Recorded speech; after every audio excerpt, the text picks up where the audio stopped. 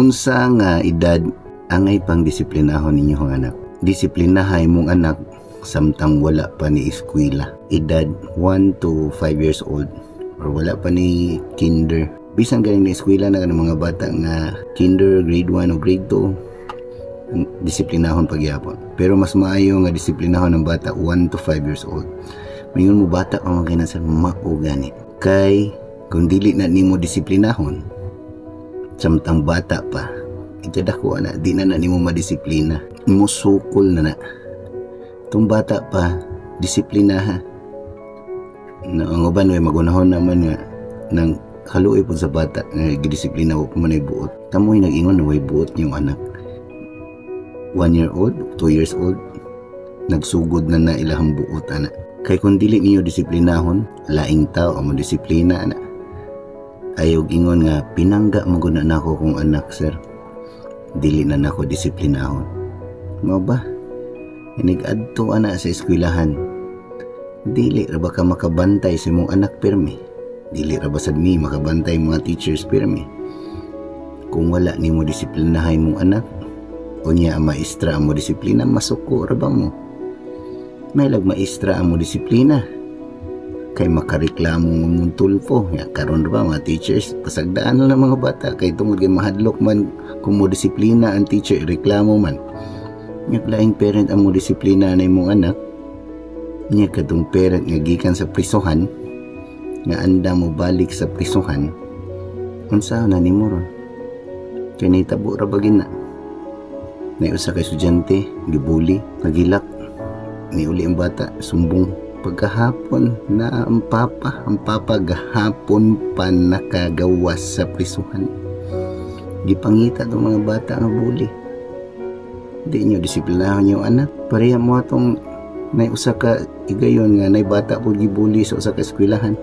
Adto sa parent ang principal, nakigatubang siya sa ginikanan. Niana nga, ma'am, gikan ako prisuhan.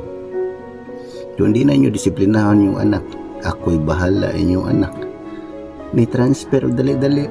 Nga nang paabot mo nga lahing tao may mo disiplina. Kamu, ikaw, kung ikaw mo disiplina, maluoy kasi mong anak man, di na niyo pasobrahan.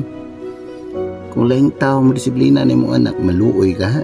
Nya imong anak nga wala disiplina, makasugat o bata nga wala po'y disiplina. Kinsa may labanan na nanamoro. Dayon na ba tao reklamo sa maestra? Anong wala ba bantayi nimo among anak?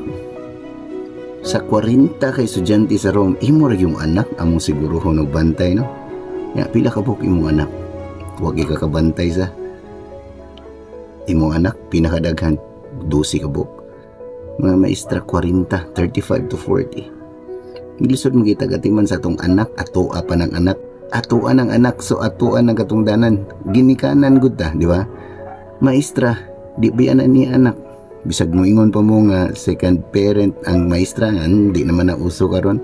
Di man na niya anak. Naglisod mo kay ka nga anak ni mo na, naglisod kag bantay. Unsa na ka maestra nga di ina niya anak. Mo nang samtang 1 to 5 years old pa imong anak. Ayaw nag-anara nga siya magbuot nimo. Siya gabot na sa eskwelahan, siya magbuot sa maestra. Siya magbuot sa mga classmate. Manguha na siya sa dili iyaha. Ayaw anara yung anak nga moingon siya nga ayaw. Namiya di ko. Ayaw ganaran yung anak na. Kay inigabot na sa eskwelahan, di po na musuwat. May nga di ko. Di na musunod sa maestra. Kaya may yung ganyan, ay nagkuha ba? Ako ba na? Ay nagablihi ba? Kaya ako ba na? Ay naganaran yung anak. Kaya gabot lagi na sa eskwelahan. May nga suwat na, di ko. Mga na. Ayaw ganaran mo anak na hapakon kaniya. Nagdili mangayog sorry. Kaya gabot na sa eskwelahan, manghapak na sa mga classmate. Inyo ra bang una-una na inyong anak? Ayaw anara nga pagukuron ganiya. Hintay, paduulon ni mo siya. Di siya muduol, ikay muduol niya. Na, mga po na yung buhaton sa eskwelahan. O last, ayaw anara yung anak magsukol-sukol ni mo. Kaya kung magsukol-sukol, ganyan ni mo, inahan ka, amahan ka. Sigurado ko, musukol po na sa maestra. Musukol na sa mga ginikanan sa laing bata.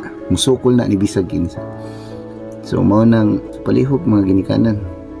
Samtang gamay pa yung anak, disiplina, samtang wala pa nebot sa eskwelahan.